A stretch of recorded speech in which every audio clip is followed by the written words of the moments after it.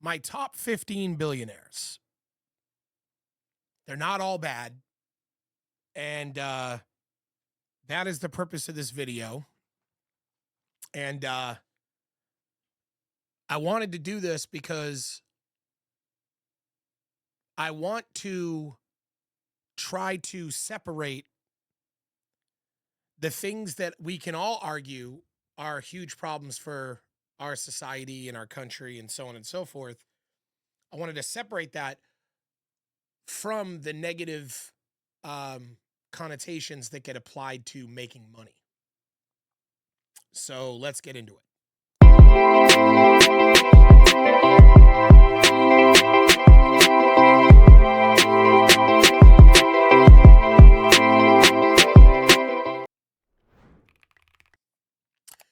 Now, first and foremost, before I even start this list, I want to say something pretty clearly. And that is that I don't think billionaires are saints. I don't think that extreme wealth automatically makes someone virtuous.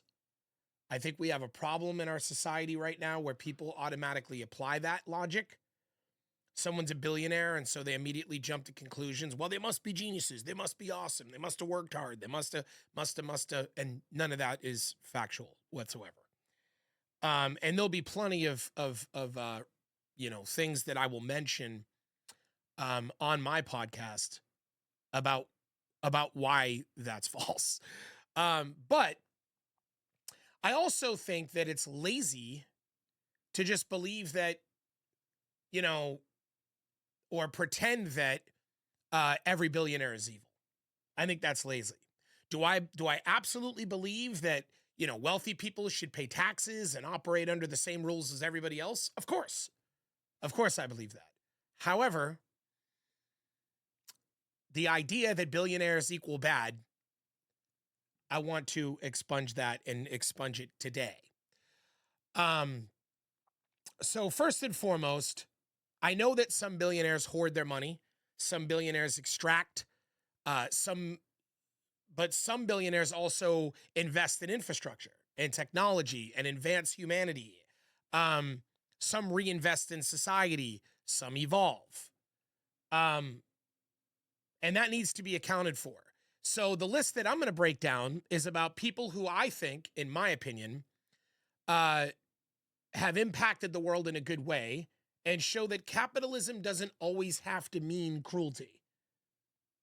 And so that's why I'm doing my top 15. And hopefully some of you are going to stick by and listen. So number 15, the first one I want to bring up is Michael Bloomberg.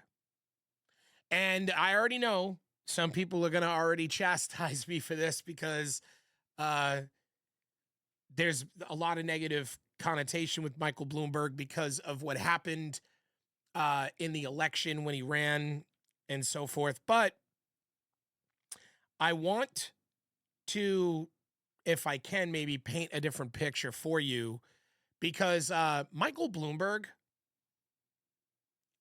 first of all, as a businessman, he built Bloomberg into a global empire. He invented, it was him that created all the softwares that are used for stock markets, tracking stock markets.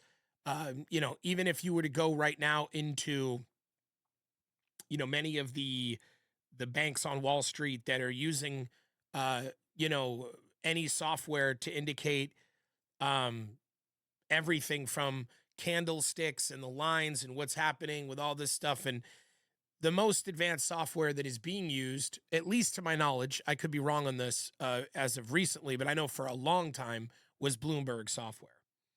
So he created a tool that kind of powers capital markets worldwide, and that can't really be frowned against. I mean, it's a pretty phenomenal achievement, and I think he should be applauded for that. It's not easy, especially, I mean, we have things like Claude and Cursor that can make software in minutes now. But when Bloomberg did that, we didn't have that. So he also served as a mayor of New York. and was a great mayor. I think that there's a lot of arguments that could be made for that. He funded public health, or public health campaigns, rather. He did climate initiatives. He was a big part of like civic data transparency, like letting people know exactly what was going on a city scale, which was super huge because that was kind of the beginning of when politics began to realize exactly how important that was. But he was one of the people that turned data into power. And yes, we can argue that later on that got abused by certain individuals, but he used a lot of that power for public health and climate work.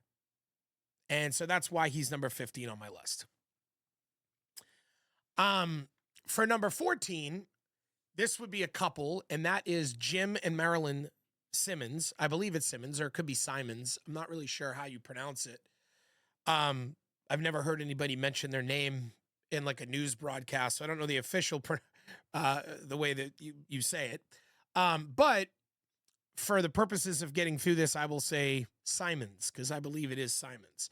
But Jim Simons, he built Renaissance Technologies, one of the most successful quantitative hedge funds ever, which is another huge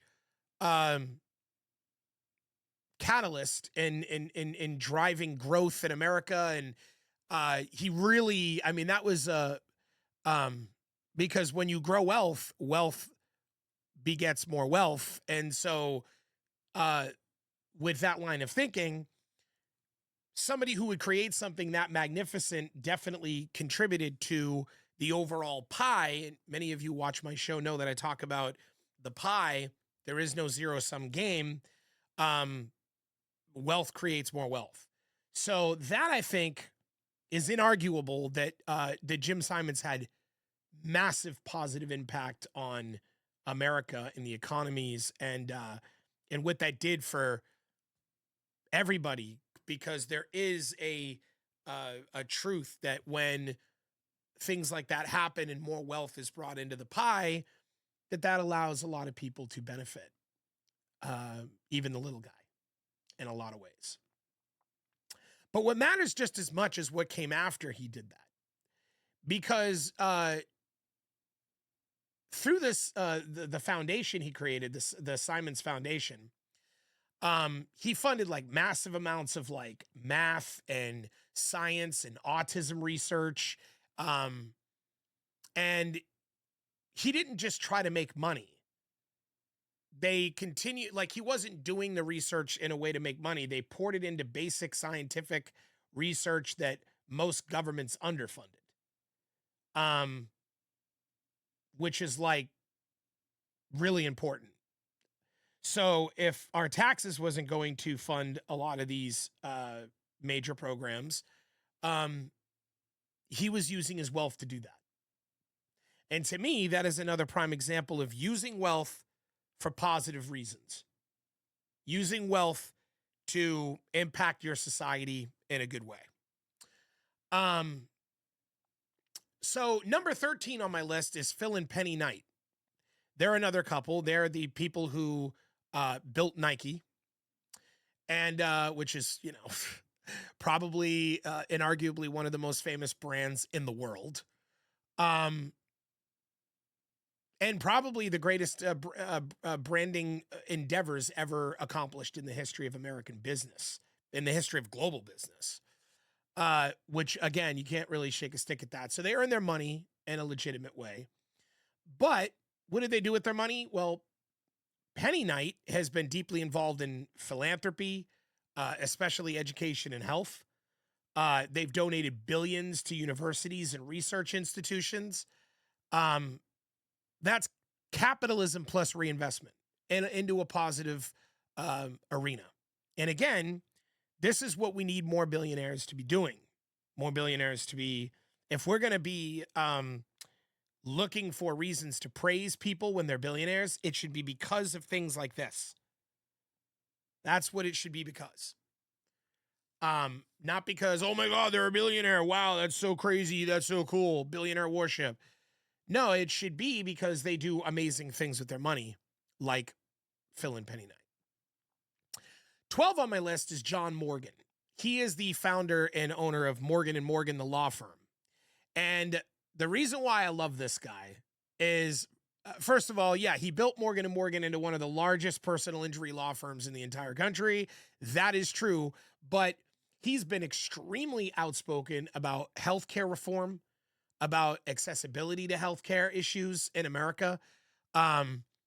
He's a big, huge advocate for wealthy people paying more in taxes. He's always supported that, which that's a big deal. He's a builder who basically came from nothing.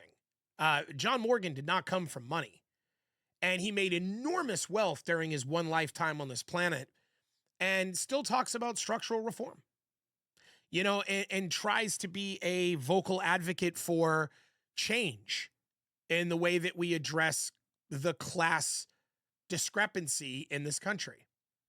And again, this is a guy who came from nothing. And I'll be honest, in many ways, I'd like to put him even a little higher on my list because of his values and the fact that he came from nothing. But there's a reason why he is where he is, and I went over it and mulled over this list repeatedly before I came to the conclusion that I came to now. So the other, my number 11, is Sam Altman. Now, for those of you who don't know who that is, he's OpenAI. He runs OpenAI. He helped obviously accelerate AI into mainstream use through ChatGPT. That's Sam Altman is ChatGPT. If Elon Musk were watching, he would want to kill me for praising Sam Altman and putting him on this list. There's a reason why Elon is not on this list. I don't want to get into negativity, but there are certain reasons why people like him and Mark Zuckerberg and I could name a few others, like Peter Thiel and there's a few others. I'm just blanking at the moment, but there's a reason why they're not on this list. Sam Altman makes this list. First of all, even though I do believe that ChatGPT right now is not the most advanced AI right now. I think it's getting smoked. It's been having a lot of hallucinations lately. When I use other ones, they seem to not hallucinate as much. I think that ChatGPT could use some advancement for sure. But one of the things that I love about the way that Sam Altman designed it is that I do believe that it is very factual, very logical, very unemotional, and non-bias. Probably more so than any other AI.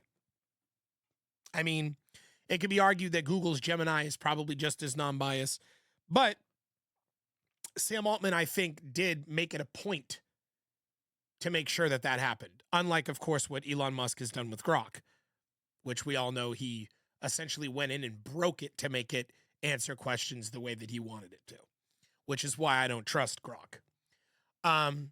But even if you're concerned about AI and you could still admit that Sam Altman's at the center of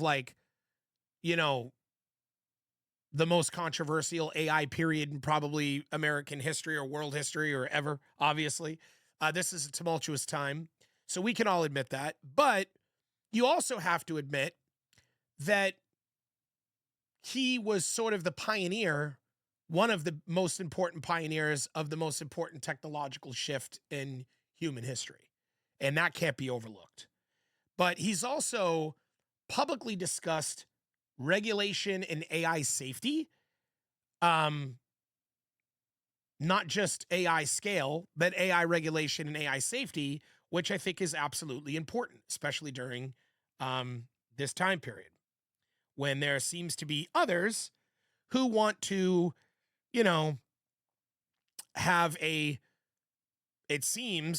fascist government, overthrow democracy because democracy is inconvenient for their speed of scale.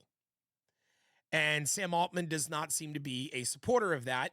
And that has also been said in private text messages that have been leaked.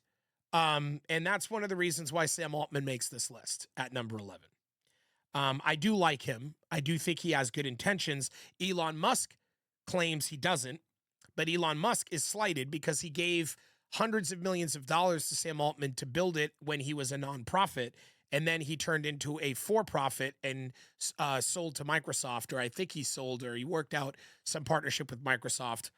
And that pisses Elon Musk off. But when Elon Musk goes on, episodes and talks about how he thinks that Sam Altman's evil, that he's made these, underhanded comments about how he wants to rule the world through AI, I think that sometimes behind every allegation is a confession. And I'll just leave it at that. Anyways, moving on from 11, let's move on to 10. My 10th favorite billionaire is Melinda Gates, not Bill Gates. He would have been on this list, but he loses it because of the Epstein files. I'm sorry, but, there's just enough information there and things that have come out. I mean, there's a reason why Melinda left him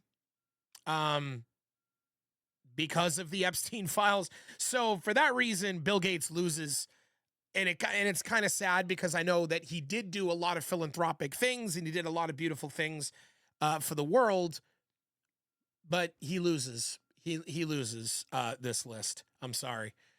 When you're hanging around a notorious serial pedophile and rapist and getting STDs from sleeping with girls that he's providing you, you don't make this list. But Melinda Gates, she does make this list because she is just as responsible for a lot of the things that the Bill and Melinda Gates Foundation did. So she gets the credit for that without any of the dark stuff, because she found out that Bill was involved with the Jeffrey Epstein stuff and was like, peace, I want nothing to do with you. And, you got to hand it to her. So Melinda used a lot of her wealth and her platform to fund like global health, women's health initiatives, vaccine access around the world. For those of you who are rational and understand how important that could be for society, and you're not some conspiracy theorist on the internet that acts like they were out to murder people, she did a lot of good in the world. She didn't build Microsoft, but she did build philanthropic infrastructure that operated at a global scale. She did that with Bill, and some argue, if not more than Bill. But she represents something important. Influence and being intentional behind your decisions with your money to do amazing things around the world. And that's the reason why Melinda hits 10 on my list. My 9th favorite billionaire. This is a fun one. Reed Hastings. Reed Hastings is number 9 on my list. For those of you who don't know who that is, he co-founded Netflix. He saw streaming long before anybody else did. And I have such a great story about this because I was working at Blockbuster. I had a job at Blockbuster, just a regular guy working and selling movies, stocking shelves at Blockbuster. And I remember when Netflix popped up on the scene. And at first, there was competition because they had the mail-in DVDs. So instead of having to go to the store, pick up the DVD, rent it, and then bring it back and drop it in the slot, you didn't need a storefront. He basically made it so you can go to a website, just order it, get the DVD, and just drop it in the mail and mail it back when you're done. And that was smart. And I remember thinking to myself, like, man, this guy's a genius. He had my mind going where I'm like, man, I want to get involved in something like this. I remember thinking, like, what if I built a business like that? Like, it's really brilliant. And of course I didn't. But he went on to immediately before anybody, and there's a rumor, there was a site that people used to go to, I forget the name of the domain, but you could pretty much go and click on any movie and stream it, but it was illegal. And there's rumors that it was Reed Hastings that was behind that website. But I digress. I don't know if that's true or not. Again, it was just rumors. But the first thing he did when Netflix started to grow and expand was he turned it around and he and he went into streaming before anybody even thought of it. And I remember it was wonky at first. It didn't work that well. It was kind of like strange, like loading the movies, but he saw the future and he got in on it before anybody else did. And for that, he needs to be applauded. So he earned it through a beautiful, beautiful idea.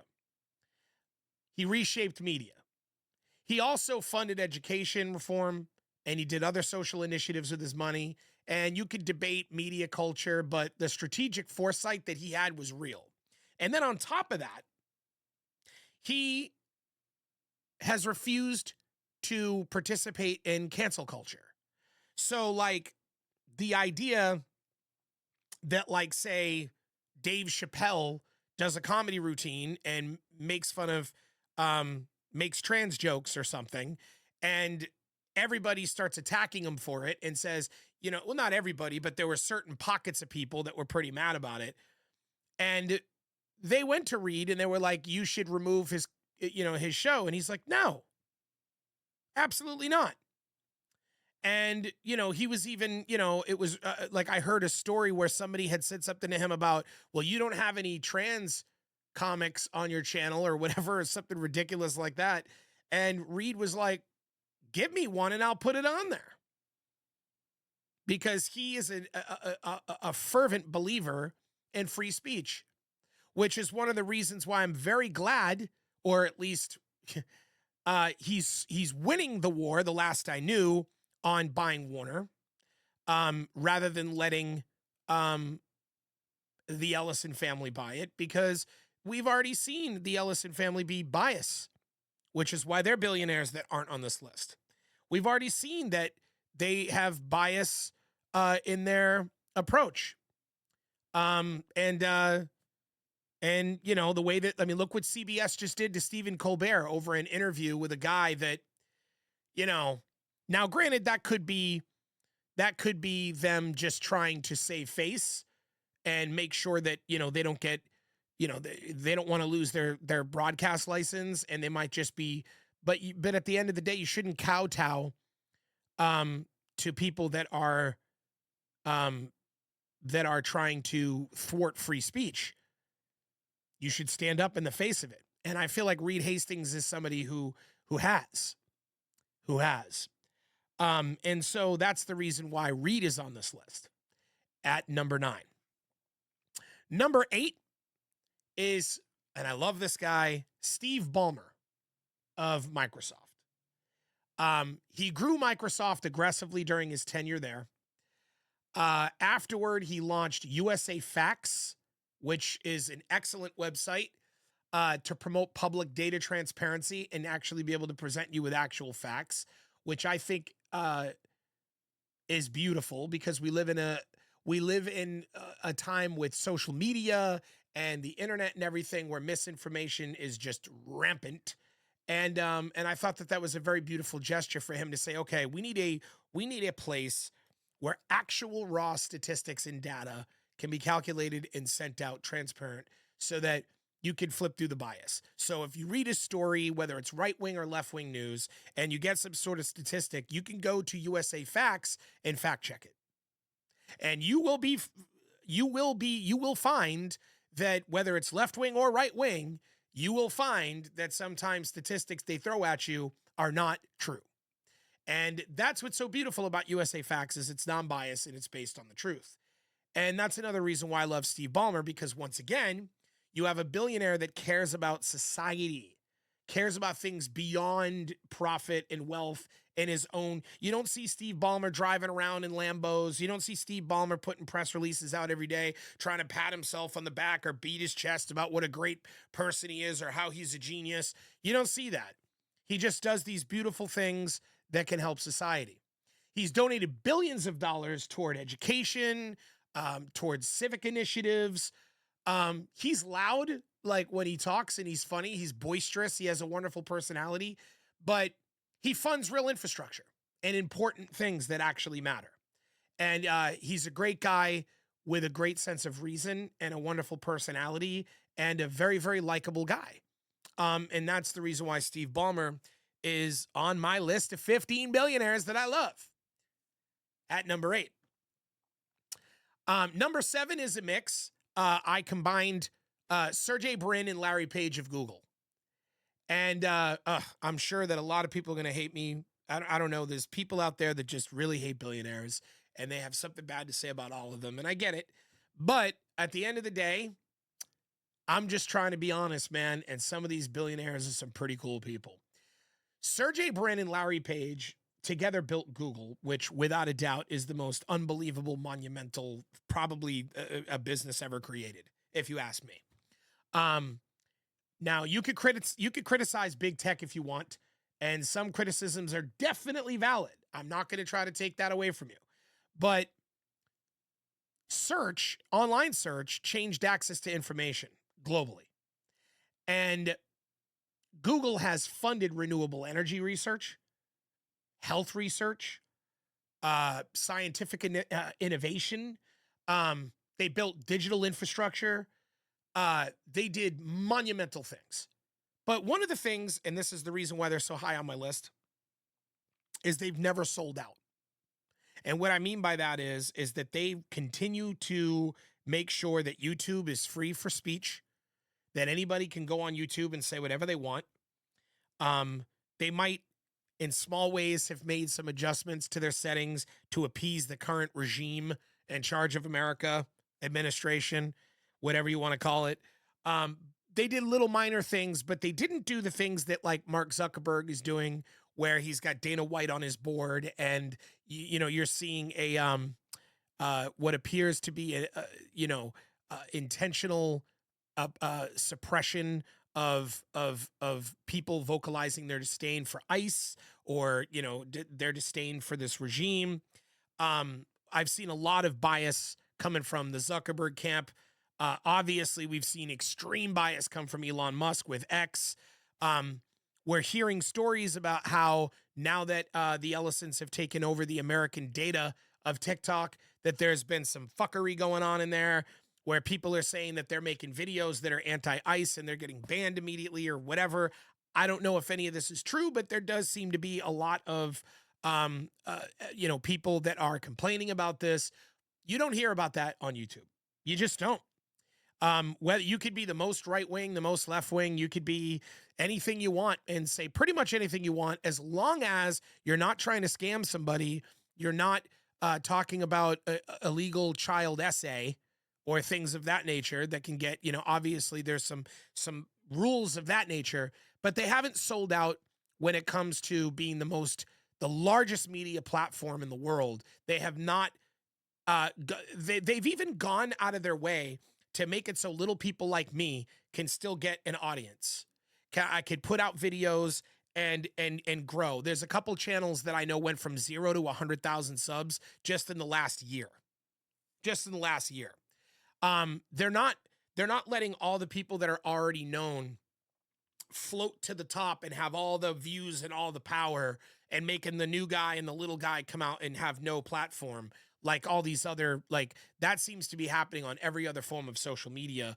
It's just ridiculous. And I love that Sergey Brin and Larry Page have been honest billionaires, have done a very good job of advancing AI. They currently have the most advanced AI, arguably. I mean, I think that is kind of the consensus right now. And I feel like they want to do right by democracy. They want AI to fit into our current systems that work for humanity. They're not trying to break the system and change it to make it more of a monarchical, fascist, authoritarian culture so that it can become easy for deregulation on AI or any of that. They're not doing that. Now, are they still donating money to the current administration and standing? Of course. Well, I mean, look, you got to do what you got to do to some degree. You don't want to wind up putting yourself in the crosshairs, right, of retaliation. But overall, I have a lot of respect for Brin and Page. And that's why they're on this list at number 7. Number 6, and I already know people are going to get real mad at me for this, but number 6 is Jeff Bezos. Jeff Bezos is number 6 on my list. And I'm going to tell you why, because I know some people are going to get upset. I know you guys heard the story about his yacht. And, I don't even know if it was a true story or not, but there was some story that circulated that he wanted to tear down some historical monument that was thousands of years old or something to move a yacht or something. I don't even know. And they say he has people working in deplorable work conditions. He's replacing people with AI bots and all this type of shit. Let me just clarify, because I think it's important that you guys understand that Jeff Bezos has repeatedly, over and over again, tried to do the right thing. When he was told about minimum wage long before America ever raised it, he started paying people $15 an hour before anybody. He had made the decision to give people a livable wage way before anybody. Even if you live in even if you live in, Alabama, where it might still be $7 or $8 an hour, minimum at Amazon is $15 an hour. He decided that a long time ago when people were crying about wages. And that's the kind of guy he is. And I think that says something. Every time that there's the scare that he's going to replace everybody with machines and robots, he doesn't. He might in certain areas. He might let go of certain people and things that are kind of monotonous anyways. You can't argue that, man, he has these people working in deplorable conditions, or he has them working these horrible jobs that nobody should work. They're mentally straining. And he says, okay, well, you know what? Let's have a machine do that. And then you get mad that he has a machine do that. You know what I mean? So there's that. And I will say that in defense of him. But besides that, he completely changed commerce. Completely. And then with AWS, he changed computing infrastructure, which is absolutely monumental. And that's all under Jeff Bezos's, leadership. And he's committed billions to climate change initiatives in education. Billions of dollars. He bought the Washington Post. And I would argue that since he did that, it's been a very non-biased news network. He did the best he could to make sure that only the facts and the legacy of the Washington Post continued forward. All of that is commendable. He might be controversial to some degree, and he is an aggressive businessman, but his success is undeniable. And now I want to talk about the most important thing about Jeff Bezos and why he's on this list. Is that every company that Jeff Bezos has ever created is like a really great company. Like, I go into a grocery store that is owned by Jeff Bezos, like Amazon Fresh. And the way that they run that store, people walk around with computer devices in their hands, and they'll walk up and they'll say, hey, can I help you? What are you looking for? Oh, I'm trying to find lettuce. Oh, lettuce is over here. Let me walk you over there. They just, they find, unbelievable. Unbelievable. I don't know why every grocery store doesn't run like this. And every business he has runs efficient. And like even little things, like if they mail you something by mistake, they tell you, go ahead and keep it. If they accidentally mail your item to another place by mistake, they let that person keep it. But then they let you call them up and tell them it didn't arrive. And they just go ahead and send you another one at no cost. They have incredible customer service. I never have an issue with Amazon not working. It's never broken or links don't work or things ain't. Everything works and functions greatly. They have customer service. If you have an issue and you call Amazon customer service, a human being will answer the phone. They will walk you through the problem. They will get to the bottom of it. I'm sorry, but like, there's something to be said for someone who becomes a billionaire because they make good businesses that still care about the customer and what we're looking for. And so that's the reason why Jeff Bezos is on this list, because I really don't think that there is a better businessman. He's one of the best businessmen in history, because even the companies he buys and takes over, they immediately become better in every single facet. He advances them into the future in a way that actually works for the kind of person and kind of consumer that we are now, rather than keeping things the way that they were in since the 80s, like all these other retailers do. So that's why he's on this list. Number 5 is Oprah Winfrey. I think it speaks for itself. Obviously, she built a media empire from ownership, not just visibility. She comes from nothing. She's another person who came from zero and became a monumental billionaire in a lifetime. And I mean, really nothing. She didn't even have a family that had money. She had nothing. So that is huge. She has given away insane amounts of money, even on her show. She gave away insane amounts of things to people. She's donated tens of millions of dollars to education, to disaster relief, to global initiatives. She turned influence into equity, and she's reinvested in people. And she did that all throughout her entire career and repeatedly. And has always stayed true to her beliefs that she needs to take the wealth and the fame that she was blessed with and use it to put it back into the systems that allowed her to do that. She's a super huge advocate for that. And that's why Oprah Winfrey is number 5 on this list, because she's a giver. She always has been. She's not a billionaire that wants to just be, oh, look at me, I have all this money. And she has shown that you could become a billionaire and give away a lot of money and still be a billionaire. Ain't that something? You don't need to be like a billionaire that's like, oh man, well, yeah, but if I give away all my money, then I'd be broke. No, when you're a billionaire, your money makes more money in the markets than you can even give away. You could give away, $10 million every month. You'll just make $50 million that month just from your money sitting in the accounts. You can't even get rid of the money fast enough to go broke. And that's the reason why billionaires like Oprah Winfrey, they understand that. That's the reason why I like her and why I like billionaires who think like that, as opposed to the greedy people that want all this power and don't want to ever contribute or give away to anything.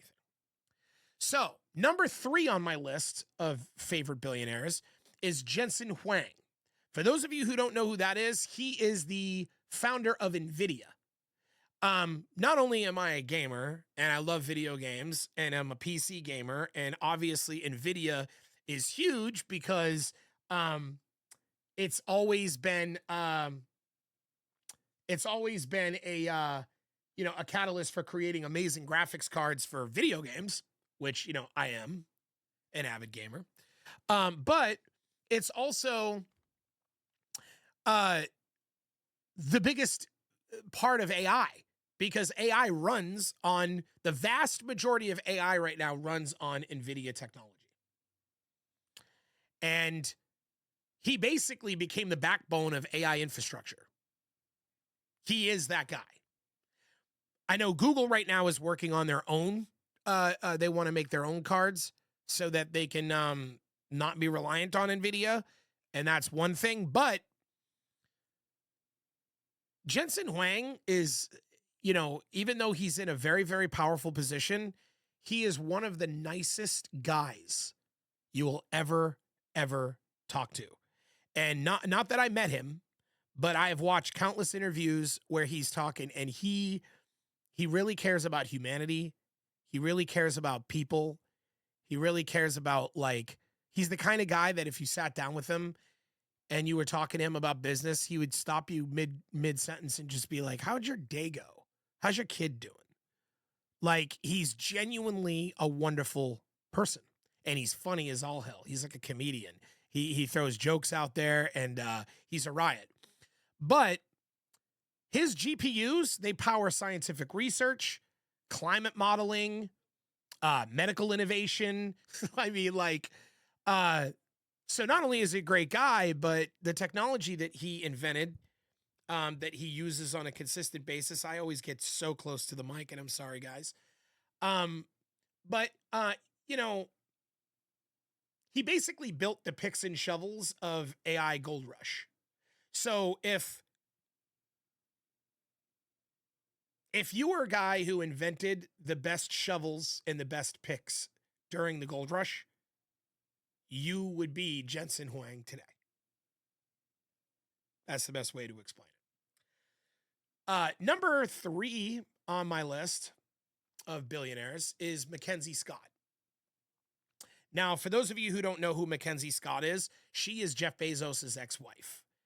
And the reason why she's higher than Jeff Bezos, despite the fact that Jeff Bezos did a lot of amazing things. He did a lot of wonderful things building companies and changing commerce and all that stuff. But she represents something different. She has completely redistributed billions and billions of dollars quickly and directly to nonprofits, often without any bureaucracy. No branding tours, no naming rights, just capital moved efficiently. What I mean is she's literally been like, oh, I like this cause. Grab chunks of billions and just there you go. Not like through a process or let me write this off or let me find a way to figure out a way to invest capital into things that will generate capital so that I donate, but it doesn't come from my no. She just took chunks of money out of her bank account, put it in theirs. And she's done it a lot. And for a lot of wonderful causes. A lot of wonderful causes. Mackenzie Scott is one of the most generous billionaires that's ever existed, probably in history. And I would argue she's right up there with Melinda Gates in terms of her impact on the world through the money that she's given away. Number 2 on this list is Warren Buffett. A lot of you are probably like, Warren Buffett, I thought he'd be number 1. Well, no, he's number 2. But for all the reasons that you probably already know, he's a legendary capital allocator, always has been. He built Berkshire Hathaway through discipline and long-term investing. He's pledged most of his money to philanthropic endeavors. He's given tons of money to tech companies to build new inventions, new ideas that have, completely changed the face of everything that he's invested in. And he's openly advocated for higher taxes on the ultra wealthy. And that matters. He is a huge advocate for taxing the wealth. And for someone with his money, that's great. That kind of altruistic and beautiful way of understanding, systems in our country and society and the way things work, and saying, yeah, I have a lot of money and it would be beneficial if we paid more in taxes so that money can be spent wisely throughout the country in ways that will help everybody. And so everybody knows that Warren Buffett, if you know anything about him, that he understands the responsibility of his role in the system. And he's lived in the same house, small house that he's lived in for decades. He goes to McDonald's to get a breakfast sandwich. He never lives beyond his means. Well, he has a lot of means, but you know what I mean? He never spends money on all these insane things just to be like, look at me, I'm rich. He is a prime example of a good billionaire. And he would be number 1 on my list were it not for number 1. And number 1 on my list is Mark Cuban. Mark Cuban is my favorite billionaire in the world. Because Mark Cuban blends market thinking with pragmatism. And that's something that I feel like all billionaires really should do. Warren Buffett does too. But Mark Cuban is innovative with it. He's been innovative with blending market logic and pragmatism. He built wealth through serious risk and innovation. He started with absolutely nothing, which is another thing I absolutely respect. He comes from nothing. He launched cost plus drugs as a way to lower prescription prices, which is like monumental. And he did it through market mechanics, not slogans, not like, oh, look at me. Oh, I stand for this. No, he wanted to figure out a way to lower prescription drug prices and actually do it quietly. You don't see him beating his chest, going on talk shows every day, talking about what a hero he is, or that he feels that it should be done, or that there needs to be something done about it. I love it when billionaires are on TV going, there needs to be something done about it. It's like, you're a billionaire. You could have something done about it. But there's a difference between doers and talkers. And Mark Cuban is a doer. And that's the reason why I love that man.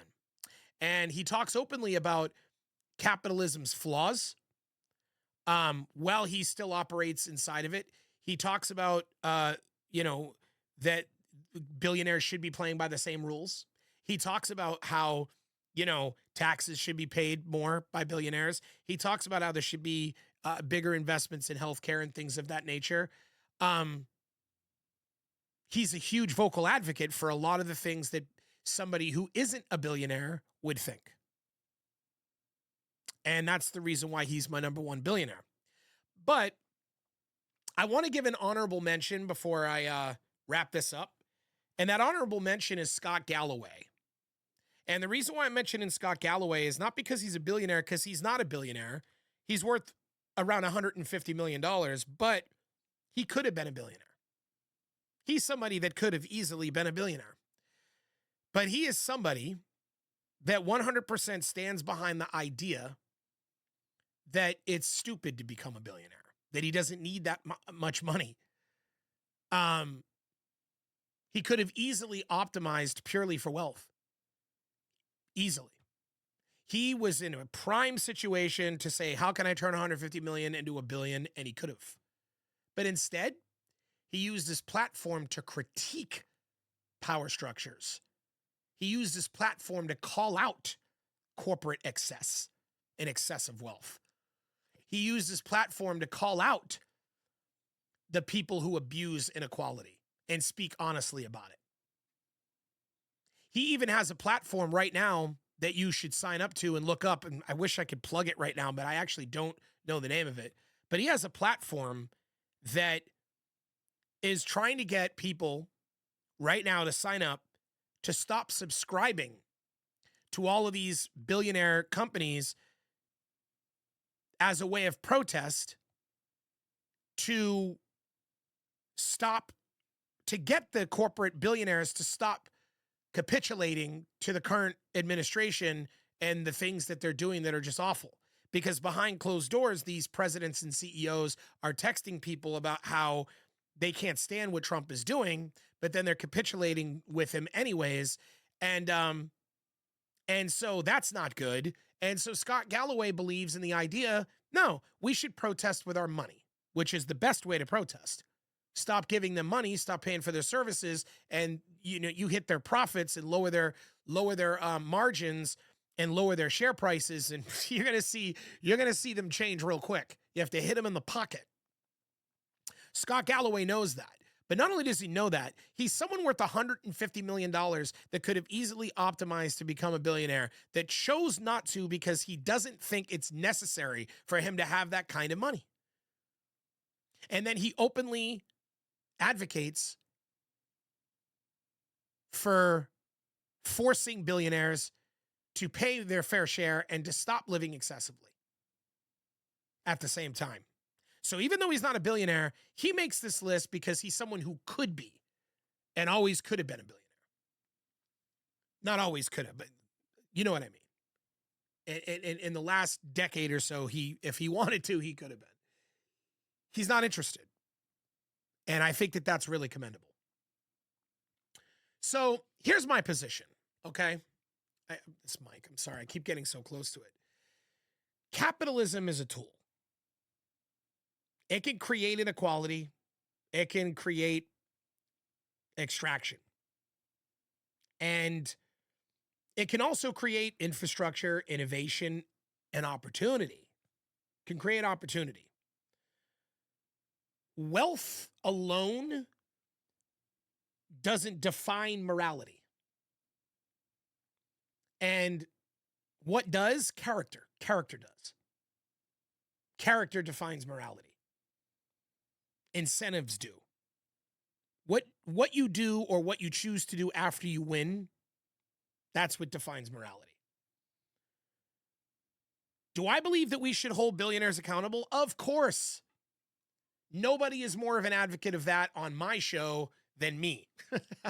No, nobody is more of an advocate than me of that idea. But should we expect them to pay taxes? Yes. Should we regulate markets where necessary? Put guardrails on there so that billionaires can't keep abusing their status? Absolutely. But we should also be mature enough to recognize nuance, which is something I talk about a lot on this show. Not all billionaires are villains. Some build things, and some of those things that they build make life better for everybody. And that's true. And if we want a healthier version of capitalism, then we should reward the ones who operate with some sense of responsibility. That's my take. Reward the ones that are fulfilling their corporate social responsibility and punish the ones that aren't. And how do you do that? You might say, well, how do you reward them and how do you punish them? With your money. With your money. Take your money and spend it on products that are made by the good billionaires, and stop spending it on products and services that are put forth by the bad billionaires. It's that simple. Scott Galloway will be the first to tell you, but I'll be the second. For those of you who don't know Scott Galloway, I'd recommend watching him, by the way. He's brilliant. But that's my take. That's my take. Money is a tool. And just like any tool, you will know exactly who somebody is by the way they use that tool. And if you want people to be more inclined to use that tool in a good way, reward it. And if you want them to be less inclined to use that tool in a bad way, punish it. Anyway, this is Tom Kane. This was another episode of Executives Playbook. This was live over Facebook and YouTube. There will be a condensed version of the video uploaded shortly to the channel for those of you who missed it. But anyways, for those of you who popped in and watched, hopefully you'll like the video, subscribe, all that stuff. Leave a comment. I'd love to hear who you think is a good billionaire. I'd love to hear who you think is a bad billionaire. Let me know what your thoughts are. I'd love to know. Make sure you like the video. And it was nice seeing you guys. I will be back again tomorrow.